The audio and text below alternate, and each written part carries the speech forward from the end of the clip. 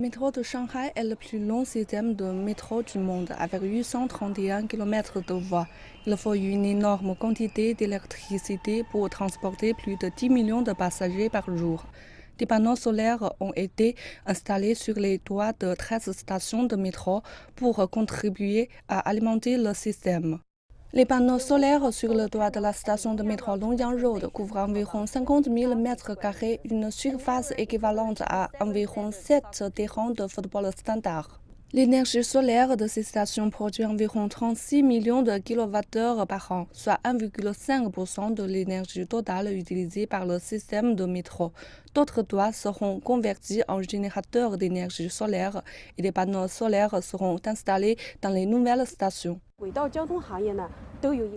Le système de transport ferroviaire possède beaucoup de surfaces de toit permettant d'installer des panneaux solaires. Les panneaux produisent de l'électricité en même temps que le système de métro fonctionne. Et une grande partie de l'énergie solaire peut être utilisée. C'est l'avantage que nous avons à développer ce projet. La consommation d'énergie en temps réel est surveillée dans 508 stations sur 20 lignes. Le système peut surveiller la fluctuation de l'utilisation de l'énergie pour identifier les situations anormales et analyser les problèmes. Et nous pouvons utiliser les informations pour intervenir.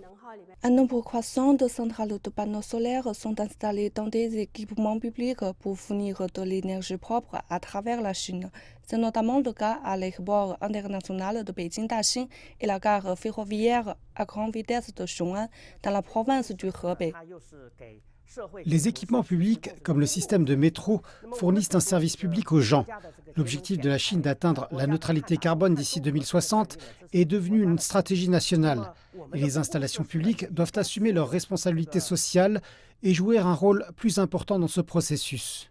Selon le professeur Bao, les équipements et les infrastructures publiques se montreront de plus en plus disposés à installer des centrales à panneaux solaires, car la technologie se développe et apporte plus d'avantages économiques.